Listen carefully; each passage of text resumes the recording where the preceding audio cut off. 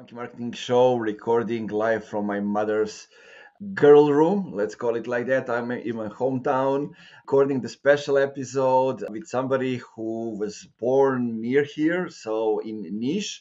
Tamara Kitic Yarovoy will be my guest. We're going to talk about marketing and sales alignment, go to market, and all those nerdy stuff related to the B2B marketing, B2B tech. But before that, join me in dancing while we are listening to the funky intro, and then we go.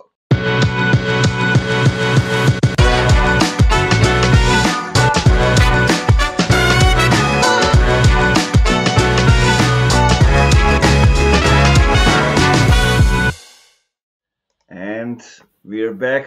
Tamara, welcome to the Funky Marketing Show. Thank you for having me.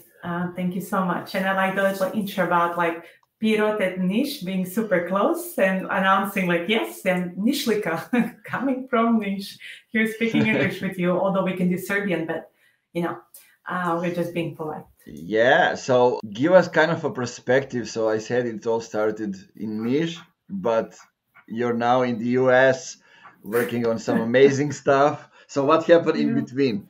I know there's a story. Story is right after high school, right? I moved really early. I moved to Belgrade for volleyball, right after elementary, and then back to Niš and prepping, and opportunity came around to go for college, to go to the United States and kind of still continue to play volleyball and get education, which I always liked. I always pushed school and volleyball in tandem. So yeah, that's really what happened. I just got a scholarship, moved to Houston, then bounce around, just to kind of have a clear state in here. We're speaking English, which is kind of funny because in 2008, so what's that, 14 years ago, I spoke zero English. So there was nothing, none of that. I remember, I went to junior college. To some who understand, junior college, you go when you don't really have a good English. And then you go through 2 years of that JUCO, they call it, junior college. And then you go to a real university because now you kind of own the math was easy, but English portion of it for me was hard. So yeah, that's kind of how it all started. I studied marketing and international business. Marketing is a major and then layered on international business. Met my husband in the university, and then we started we kicked our professional careers back in Houston. And long story short, I was in Houston for a few years. Then we didn't really like it. When we went to San Diego, then I think in 2.5 years, we outgrew San Diego pretty quickly. We were just wanting to grow professionally. And then the next thing that really made sense was San Francisco. Then San Francisco happened for a few years. Then COVID happened and we became parents. And in all of that mambo jumbo, we really didn't see San Francisco fitting for parents generally. And we were spoiled because San Diego is one of the best places in the States. Mm-hmm. I can be biased here, but I think a lot of people agree to this. So I'm just gonna kind of enforce the message. So we decided to move back, and here I am. Now I'm in San Diego doing all kinds of stuff, still in marketing, B2B, obviously. Very passionate about it, staying close to revenue, really close to revenue. That's what I like to try the most. There's so many disciplines I think coming out of college that was it took me 6 or so years just to figure out what the hell do I like, because you have so much. It's an umbrella of things you can do within marketing, and what you're really good at and what you're not good at. And, it takes time. So that's really... Yeah, I like that, what you said. So staying close to the revenue, because I think the best marketers actually always like to have revenue insights, because that's how you you can optimize your work and be, somebody who is, who doesn't take their work for granted, but they go to focus on results. And I think that the shift is happening, more and more marketers are thinking that way. But I wanted to ask you, because we talked before you got to Vena, you were actually talking with companies, finding the best fit for you. So what were some of the things that you saw over there that kind of got you interested in working for Vena? Because what I know looking at the US market, because we have here people from US listening to the podcast, UK, Germany, and Balkans. So Yeah. like I know that on the contrary from Europe and maybe Balkans, in the US, like all the roles are specialized, because like startup in Serbia, in Balkans is like maybe 15 people. In the US, that's 150. So the scale is larger, and I think that is also something that brings the specialty into the roles. Because like if you go and you say marketing strategy, but marketing strategy in which domain, Yes. or that kind of thing. Yeah. Yeah, I was very specific. I had a list. I knew where I'm good at, so I kind of matched with like the size of a company I want, and on top of that, like what within the company am I looking for. So the list went something like this. I might be missing some portions. Like I literally had like a checklist.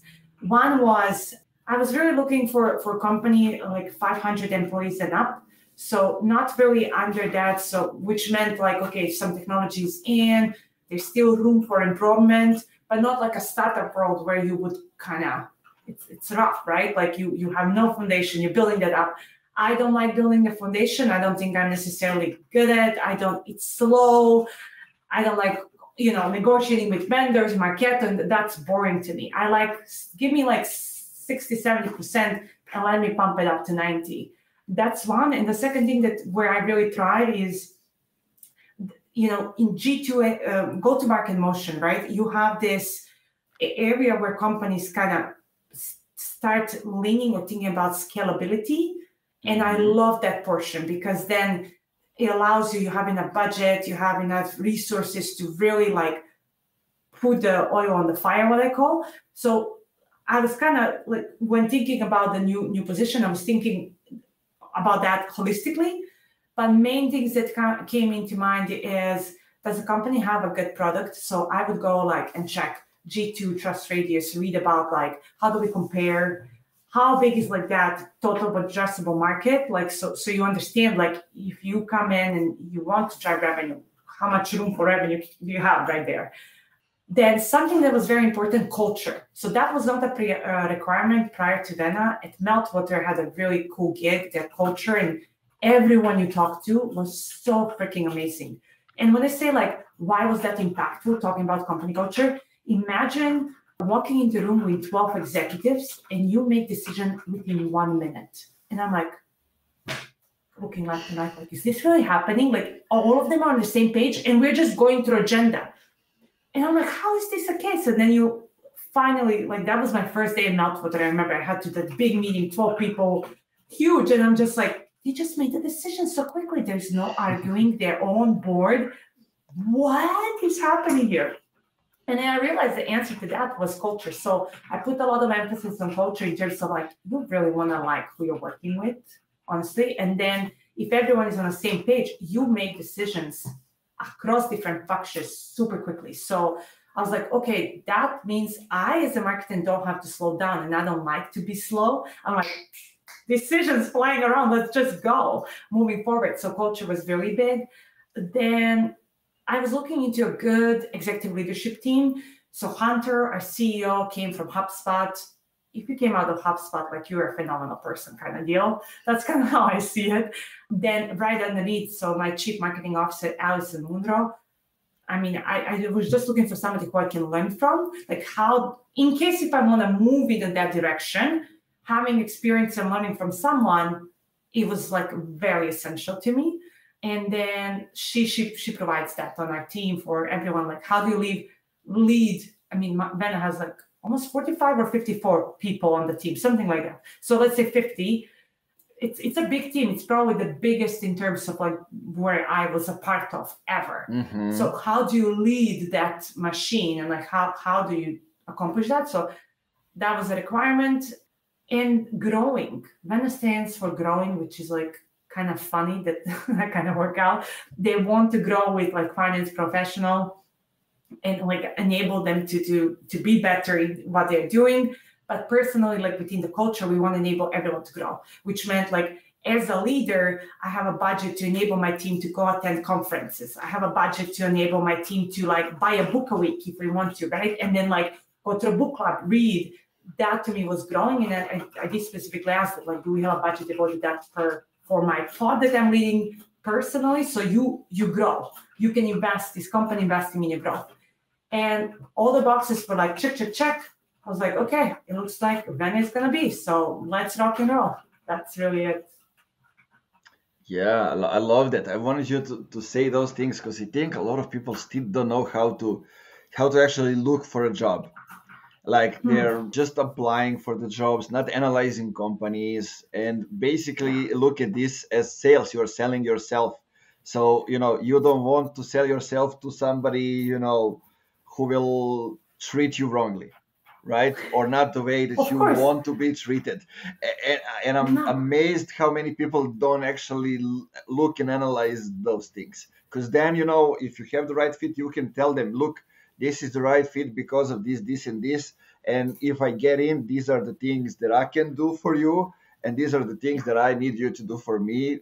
So I can do those things that I promised you. Yeah. Fit is like a big thing, like within the marketing when I spoke.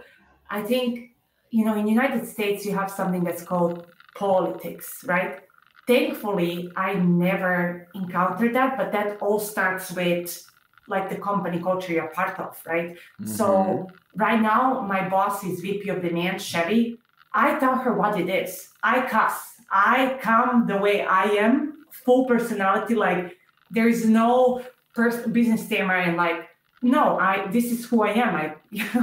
I come to work as Tamara. There's no split personalities or anything, which is not the case in a lot of companies. In a lot of companies, you're like, you kind of have to like, no, you cannot be as direct. And I'm like, that must be so freaking tiring. Like I cannot even imagine doing that. So again, I had that gig in Meltwater and like, this is such a blast. Like you can do it all the time, right? But at least the person who I'm reporting into, like you have that sort of transparency to be like, this campaign was brutal shit. Excuse my language, but that's typically how some conversations go.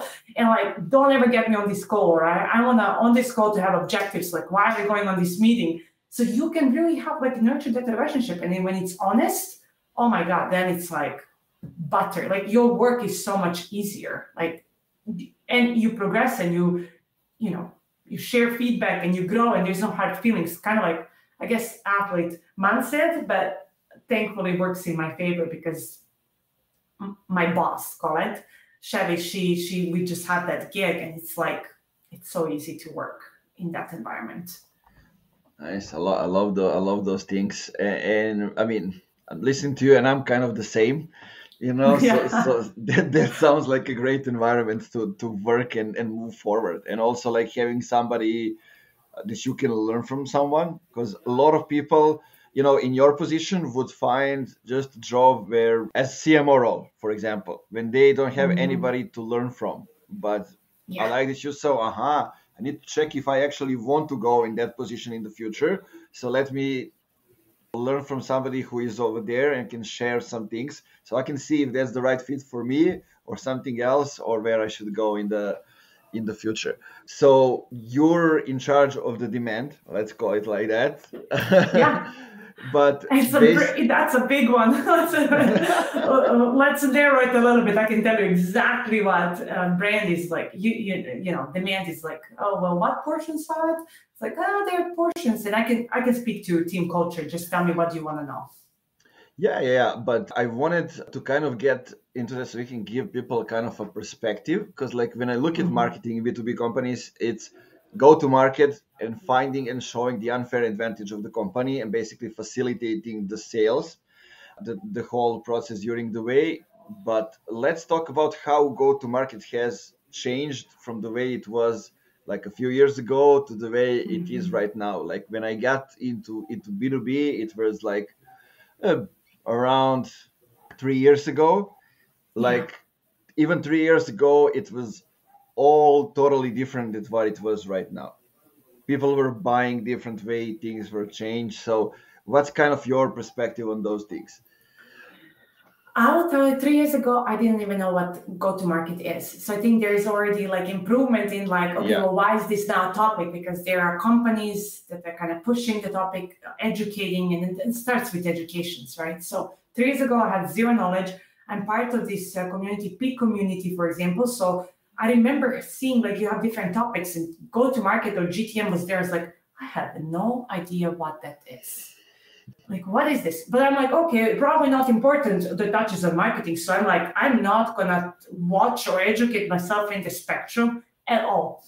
And slowly I have been like people you're connected with, right? And then education that they share. Slowly I started being looped into go-to-market and started to understand it. And then I'm like, oh my God, like I need to fully understand this. Like, this is business 101. Like I have been missing like this entire pie of knowledge, and like really, really kind of how does go-to-market motion tie to marketing, right? And I think incredible marketers, especially if you start moving up in your career, you can't just think about marketing anymore. You need to think about CAC for entire business. You need to understand promotions and like how much is prospect paying, how much are you like getting out of 12-month contract? Like that's business, right? And I think go-to-market really kind of enables you to understand it better, not just from marketing side, but as a whole, which is the portion that I like the most. Yeah. I mean, it kind of ties with what you already mentioned, so getting close to the revenue. And I think I mean, you can see that a couple of companies moving the things in the right direction. People are following. But what I see more and more is kind of like the way we spend our time has changed. The way, like if you go like you, me, we are spending more time engaging with our peers online. It's what you mentioned inside the community is learning from others, sharing our knowledge, experience, and like less time than that actually doing our job.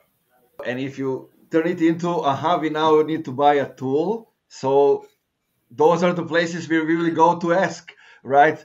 To ask our peers, like, what are you using for this? What is something product that you would recommend for solving this problem? Or do you know somebody can help me with this service?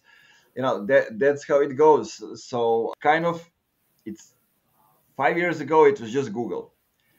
Basically, it was, we go to Google and we find out everything over there. But now, like, we go to Google when there's already created demand, when people are ready to buy, and we catch them over there. And what you already mentioned, how you do the prospect for the company to work for, that's what we do, right? But if you want to be the first one they go to when we need to go before the intent and when they're not in a buying mood.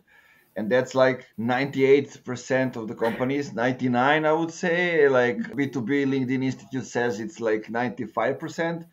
They are not in the market to buy right now, right? So only that part changes everything and affects every decision maker making inside the company. But at the same time, and I want to get your opinion on it, it's also like looking how many B2B SaaS companies, service providers are out there. Like it's millions of them. And to be able to differentiate, it's freaking hard. Because like it's just gonna be technology, harder, right? It's just gonna get more and more mad. Yeah. That's something, okay, so from a go-to-market perspective, it's like evolution of businesses. Like I think I touched on that at some point. I mentioned, when I say I touched on it, I shared that on LinkedIn, like something that as a marketer, you have to have the short-term vision and long-term vision and understanding like, okay, software is getting easier and easier to write software, which enables more companies to pop up. With more companies popping up faster, that means acquisition costs are going to increase, meaning your cost per lead for Google and LinkedIn now, that's going to be even higher. So like, what are you going to do as more money is thrown into these channels? They're kind of like OGs, what they call, right? Original. And like, that's just going to drive prices up. So how are you going to combat that the next few years? So that's very important to understand from like perspective as like a SaaS business model, right? Like understanding how many more players are going to join and what's going to happen with pricing. That's one. And the secondary is like I'm really understanding in which stage, and there are three to my knowledge, or I like really break it down that way, in which stage your company is when it comes to that go-to-market maturity level. Because your marketing plays and what you're capable of doing differentiates quite a bit from first to second, third stage. And I want people to be educated and learn more about that, because you see a lot of content. Sometimes it's correct, sometimes it's not, but like I've seen like people talking really badly, like, oh, leads are just bad. And I'm like, yeah, but leads or MQLs are not just bad for everyone. Like in the early stages of a startup, that's totally fine. That's all you need. You can, like you can talk about like ABM in a startup. Like if you don't even know your ICP and who you're going after, you can't do that. And like really having a good understanding, like educate yourself in terms of which stage of go-to-market motion you are, your company is, that you're serving, and then match that with your efforts. And then those efforts also fall into the other buckets, right? Like ABM you can do in each stage, or it doesn't make sense. And then maybe it doesn't make sense because like you don't have ICP, or your average contract value is like really, really low. So it doesn't really make sense to do it. So understanding where all these plays fit within the go-to-market motion, super important, because it's not one size fits all. And just because somebody said, LinkedIn, this offer works really well, and you don't have a defined ICP and you're in a startup, you have no idea who you're reaching, right? Like this playbook might be given to you, but if you don't understand when are you supposed to leverage it, that's like altogether a mess. So yeah, and a fascinating, how many companies, how many marketers, let's call it like that, how many marketers, no matter if they are in B2B companies or in agencies, are just very good in tactics. They don't understand where each piece sits in the whole big picture. And for example, you mentioned leads in the early stage, those kind of things. But like a company sees that other company is doing that model. But what they don't see, because it's not visible, is that the other company has a process. What happens when they get the MQL? They have a process of nurturing them. You don't have that, but you just collect leads and like, I'm not converting them. Okay. That's not how you're going to do it. And one thing that always amazes me is they don't want to listen.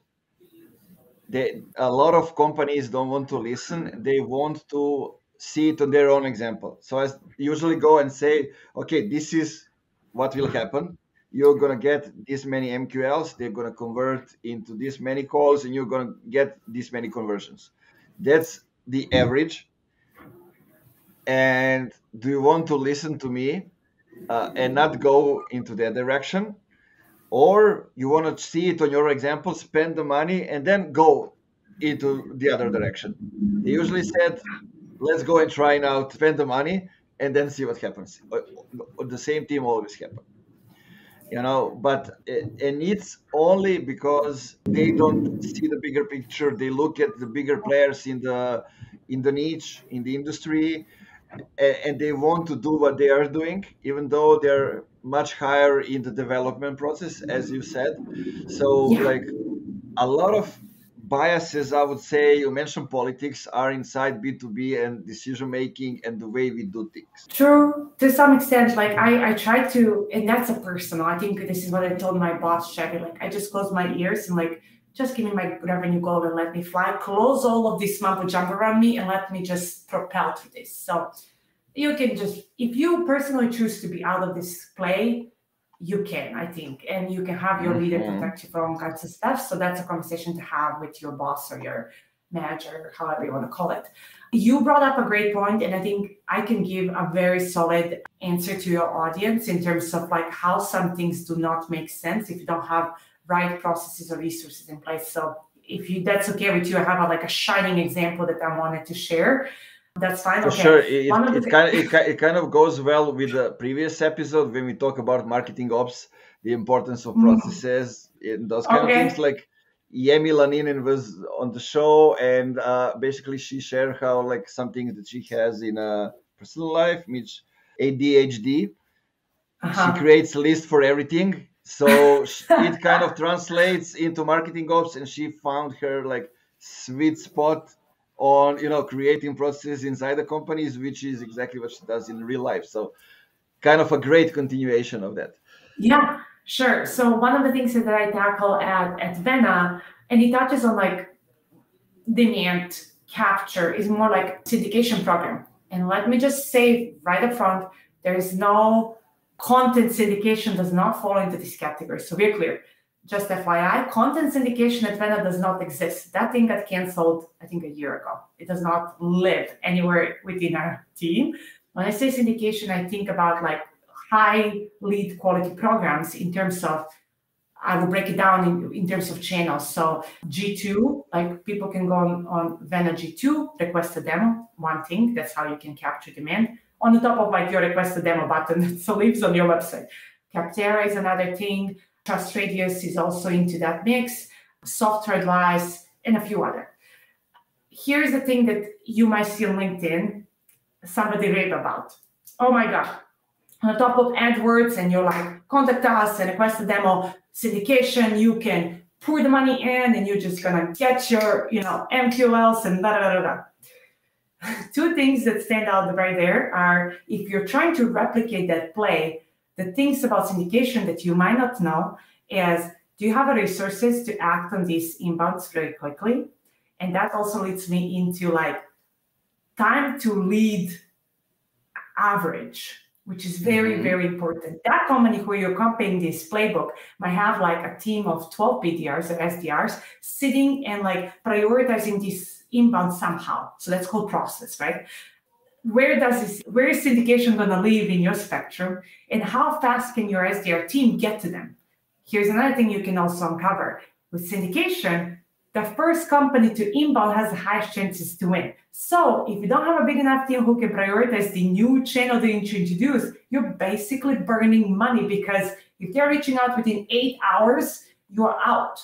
You're never going to get inbound. Like, yes, you're going to get an MQL lead to your SDR, but the revenue will never follow because you just didn't reach out to them in a proper time. So that's example I always like.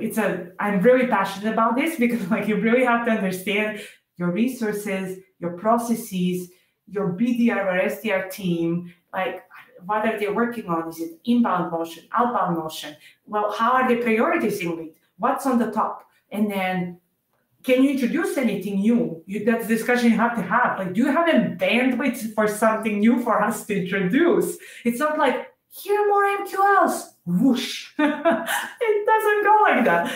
So you really have to understand, like, does this other team that lives on the sales side, can they even handle it if we introduce? So those are the conversations you have to have. As an example, and I think we touched about, like, I'm really passionate, to those who know me, sales and marketing. I feel like I'm like a hidden salesperson within, and then I really I understand that side really well, which when you're thinking about that and like exactly what I just mentioned, these conversations between the two teams and tackling that as a team, two beautiful things will happen. One, when united, marketing, sales, and SDR team, like you bring more revenue, and then you understand programs better, like processes on another side, and everything kind of flourishes. So I just want to make sure that people understand and know to ask right questions, and not just think from a marketing standpoint at an MQL. Like the best marketers that I have met, they start from like creating demand, being capable to understand how to capture it, right? And then leaning into all stages. I don't know how many stages the company or your company has, like all stages through sales cycle, from what happens to your inbound and how much revenue you're getting on the tail end. And also having the loop back, like hearing from your sales team, like, well, what's the quality of this and this and this and this and this, and average size of a deal of this and this and this. And you understanding ROAS, right? Like return on ad spend as well. So all kinds of good stuff. that you can educate so you can be a better marketer. Yeah, I love that. I just say that I start for closing the demand. I don't start from creating the demand, because like that thing is already out there. Let's try to see what's already out there. And I love what you said about knowing what your team can handle. It's extremely important. So you treat every lead as the best one. I mean, of course, I'm not getting into, how you separate the leads, the quality ones or those. I mean, those that are potential clients that are SQLs, you need to treat them the right way so they can have the best buying experience. Because I feel like that's the one thing that, that you can use to separate your company from the others. How is their experience in buying from you? Because as we mentioned that a little bit in a couple of few episodes, but you have marketing, then you have SDRs, then you have AI, then you have customer support, customer success, etc., etc. So it's a lot of touch points in that whole process. And, one creates relationship, then the other one, then the third one comes in to close the deal. What the fuck? Kind of, if you don't have the right process to treat everybody, that's getting. And what you said also, it's, I think, extremely important is the time that it takes for them to respond to a lead. It's extremely important. I work in some of the companies, and I gotta say that because I was amazed to hear that answer. It was like, I'm telling, like, guys, you are getting leads, and there was actually, we were selling something totally out of the context that, tech. So we were selling the garage doors. Basically the form was like, which type of the door, which color, how much money do you have, when do you need it? Like, they give you all the answer and they give you their phone number at the end. And then I was like, hey, you got this amount of leads in the last 3 days since we started. Did you reach out to them? Well, no, we will send them an email at the end of the week. And I'm like, you should call them yesterday. And then we checked at what time they filled out the form. Most of them fill out the form in like 2, 3 at night or early in the morning, meaning the wife went to sleep and they, they had to do their thing about the garage door because men are buying those stuff. And, somebody gave you their phone number at 2, 3 a.m. and you didn't call them right away in the morning, then what the hell are you actually doing? So doesn't make sense at all. But it all leads us to the topic of alignment between marketing and sales, because you kind of touch the point. So we need to know how are our people selling, and we need to know how we can actually help them and what marketing can do to get them the right people to talk to. Yes. So tell me, you've been through that. You are actually now inside of it. I'm still in it. I'm never going to be out of it. Yeah. And you mentioned something that I like a lot, and it's this, like, nobody is actually saying, how to do it. What questions should we ask? How we can create that connection, the bond between the teams, etc. So one thing, like, I kind of have, like, I think almost like steps built. What is it? If a founder of the company is to ask me, well, Tamara, I understand we will yield higher revenue if we are all working as one team, being like, that's actually go-to-market motion, right? I think SDR and sales are the same thing. So marketing, SDR, sales, and customer success being that revenue team, right? If we work together, we're going to shine. But how do you really do that? I think the first step that comes to mind is the very important is the hiring right people. So hiring a marketer who is willing to lean and into sales and devote the time to build the relationship and understand sales. Like, it's curious about sales. Like, Tamara sits on gong calls and I want to know what information they're sharing. Things of that, like, you need to really find the right caliber of a person from a marketing, but also on the sales side. If you have somebody on the sales side who is super traditional and is not willing to be playful with marketing to identify new tactics or expand the toolbox of sales department, which I call it basics like email, phone call, LinkedIn, right? If you're not willing to expand that with someone from marketing, like, call it direct mail, call it I don't know, like instead of just blank email, let's send an email with video or anything of those lines, like something that's outside of the basic toolbox for sales, that's going to also be a trouble. So if you have somebody who's traditional, that's not going to work. So you need to have a right person also from a sales or CS side who maybe did or is willing to learn and be educated and open-minded about what can marketing do for you, right? So that's one. Two is obviously the alignment starts with the shared goals. I'm not going to tap into that much because like, okay, you have to have a revenue devoted, like what percentage is marketing going to be responsible for, what percentage sales, how is expansion from CS side building into all of that, yada, yada, yada. So I'm not going to touch much about that. And then once you have those stakeholders together, obviously some cadence of like processes need to be understandable. Education portion has to start happening. This is where I'm currently with Vena, right? My VP of SDR team and my SDR leads, we have weekly like kind of meeting where we're educating each other on different processes so they understand. And we also understand, okay, in Salesforce, do you really have a view that we do have as well?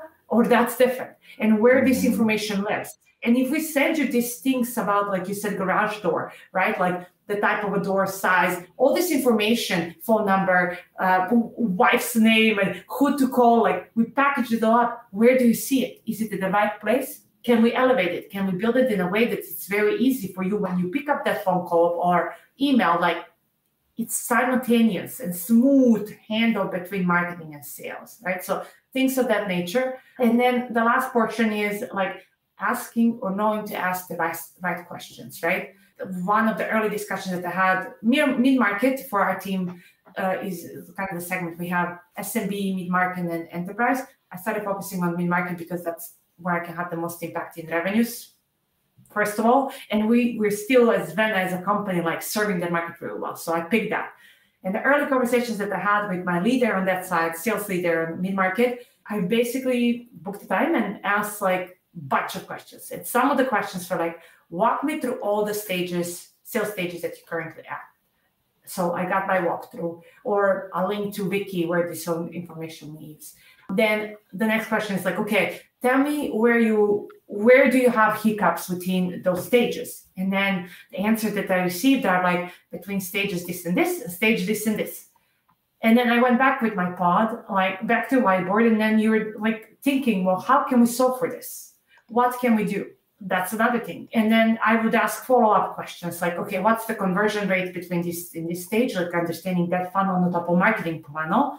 And the biggest play is like ACV, understanding that, and understanding velocity. Velocity being like, how long does it take for you to close this deal? And give me those numbers. And how can we compare this and how we can improve upon? So not only we're giving you the right ICP, but like enabling you to close faster. So tell me what's currently slowing down that process. And let me see if we can solve for that. And some of I can share the examples, I think, as well for your audience that will be super important. That like one thing that Vena's sales team discovered and told me is like, when you get later to a stage of validation called like stage 4 for us, you really have to, the prospects at that point ask for a lot of reference calls to connect with current customers. So imagine now you're a salesperson and trying to book all these freaking calls to like current customers. And at some point, that's a lot of wasted time for the sales team. Instead of closing, negotiating, they're like trying to search for customers and to get them. So one way that we are thinking about that, solving for it, is like building a frequently asked questions. We have so many freaking like case studies from customers or panels, or within our community, we have so many series of like video content we can chop and basically get like a list of common questions that people would ask our customers and see if that can possibly answer some of these calls. So we reduce the friction from a sales side and enable them to propel or move over that hub a little bit faster. So that's just like one example that I wanted to share, and so people understand, like, ask the right question, ask them about the processes, ask them how the team operates, ask them like, how do they are these accounts given? Do they select accounts? How they select accounts? Do they go after, like, what does this process? Tell me more. How do we sell? Like, it's really that. And you really have to have right questions. And then from there, you can really be helpful. Once you become helpful, I always joke, you are doing your job as a marketer. If sales is knocking on your door, that's how you know you're helping. And if you're helping from a revenue source on influence, giving them the right inbounds, educating them about the different channels we can deliver you the, interest from, you're doing a tremendous job. So you have to open up that conversation. You reminded me of a question, like in a couple of situations, like sales guys ask me, like, we can really do this, because when you share them, what are some things that you can do as a marketing to kind of make it easy for them to do their job better. They're like, we can really do that. One guy said, like, I could have died not knowing that. Wow. Because never got into those kind of situations. Like, to kind of continue what you already said, like when I start working with companies, I usually ask them all the small things when I can actually see what's happening inside the company. Meaning, if somebody fills in the form on the homepage, what happens? Mm-hmm. Who's in charge? If somebody fills in the contact us form, who's in charge? What happens? When it happens? Who takes over? How do we define, like, sales qualified lead, sales accepted lead? What happens if we have a sales accepted lead that actually doesn't go through? How do we call it, and where does it go? And not many companies know the answer to those questions, and that's perfectly fine. But it makes them also think, we actually need to figure out those stuff, and then they see, if this guy coming from the marketing side is asking us that, maybe we need to get all the people in the same room and start talking about those things. Because if you don't know the answer to those things, you're either in the very early stage, or you didn't put everybody in the same room, and there are some unanswered questions for the things that are going on and happening. And it's totally normal. Like you said, like the stage of it, like you cannot anticipate in a startup to have a person who can be devoted for marketing and sales alignment like I am at Vena. It takes a team. You cover first your basics, and then you layer which is, again, why am I picking, going back to the first question, just why am I picky in which type of a company I want to join? It's like that, a company that enables me to do these things, right? So that's very important. And I'll give you one more question that marketers can ask, and I don't think a lot of them are doing. What percentage of all MQLs the marketing is sending is being disqualified by the SDR team? What percent? What's that percentage? And why? And from which channels? And then you can understand. You can understand so much more. I think 95% of the companies don't have that answer. Like, I don't. I can sign right now. They don't have it. And like the channels should be the simplest one. Okay, they maybe don't have the percentage, but the channels, they should have those answers.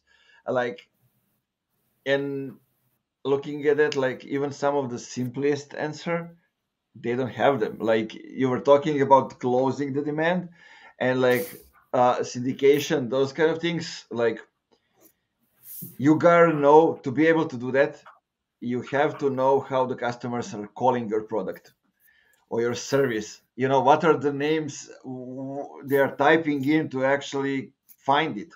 Because usually in a lot of situations, it's not what you think, and you can only get that if you talk with them. And I have a question. So, do you sometimes, guys, go on a sales calls with sales, or you are actually just listening to the calls? I did both. I had examples where I would ask the team to, like, shadow them. That's shadowing. You're just gonna answer, and they say, hey, I have a new marketer join the team. They just want to learn how a conversation goes. And then I also, it's really convenient when you have like Gong and you just log in and you listen to a sales call, right? But you can unpack so much. Like, Once I remember capturing how long it took our sales team to identify and find our like G2 report where we are like showing up so well, and analyzing like what reports are really like people evaluating when they're evaluating Vena versus other vendors. I'm like, okay, well, pinging the guy later, like, why did it take you so long to find this? It's like, it wasn't in Seismic. And then we realize you learn, well, with Seismic, like our tagging for the content is completely off than when compared to what sales is looking for. So that's a completely different topic. I'm not going to even go into that. But those type of things, like you want to just be like, here you go. Why would you spend a minute searching for something? Enable them to act quickly, like help them out. Yeah, and I think it helps a lot, like being on those calls or listening to those calls to see if actually the way they sell is aligned with the way you do marketing, right? Are those 100%. Things, are you actually selling the product the same way? Because like I think this alignment comes also from that perspective. And one thing that I'm seeing like more and more often now, when the marketing role is being, let's say, increased, the company recognizing more and more marketing, is that sometimes marketing creates bad presentations. You know, that's also something that I'm seeing, and it's perfectly okay to say, I was listening to the calls, like guys were trying to sell what we gave them in that way, and it didn't work. So maybe we need to get back to the drawing board. This is a discussion I can talk about this like phone and like for you for an hour, because I started my career in agency, and agency have this typically, it was just SEO PPC, call tracking, and tracking was a necessary portion of it. So we sold on the capability of call tracking. So when you mentioned like, I remember I had like 50 or so companies that I was handling as a PPC manager. Again, my very first job out of the college. And then you listen to calls, and then you remember Garage Door? I had a client that we were handling with the agency. It was kind of like truck beds. They're beds for the trucks, right? And if I didn't listen to phone calls, I would never discover how somebody from different part of US is actually calling this piece, which I never would discover or bid on in AdWords if I didn't really listen to the call. So a lot of goodies or diamonds can come out of it just by like not only listening to your sales, but like listening how, like you mentioned, to your point, how are prospects really calling your product, and are you bidding on those terms? Are you in front of them?